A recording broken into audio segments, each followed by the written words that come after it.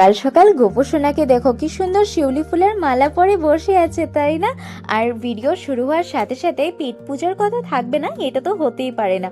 দুটো অনেক fluffy cake বানিয়েছিলাম আর তোমাদের সাথে রেসিপিও কিন্তু শেয়ার করেছিলাম, তোমরা কিন্তু গিয়ে দেখতে পারো। তারপর বাইরে গিয়ে দেখলাম ভাই আর পাপা দুজনেই যাচ্ছিল, একটা ইনভিটেশন রয়েছে সেখানে। আর যাওয়ার পথেও ভাই কিন্তু আমার সাথে ঝগড়া করছিল, ভাবা যে এত ঝগড়ুটে এই মহারাজটাও। আর তারপর এত ঠান্ডা পড়ে গেছে আমাদের এখানে, তাই গোপোষণার জন্য আমি নিজের হাতে বানানো কিছু উলেন ড্রেস ছিল সেগুলোই বের করে নিয়েছিলাম ওকে পরাবো, বিকজ আমি তার হাতে বুনতে পারি না, তাই আর DIY করে বানিয়েছিলাম সব কটাই ড্রেস আমি নিজে হাতে বানানো। আর এই ড্রেসগুলো কিভাবে বানিয়েছি সেটা যদি তোমরা দেখতে চাও তোমরা কিন্তু অবশ্যই কমেন্ট করে দিও, আমি তোমাদের সাথে শেয়ার করব। আর এই শার্টটা ওর বানিয়েছিলাম যাতে রাতে পরে ও ঘুমোতে পারে।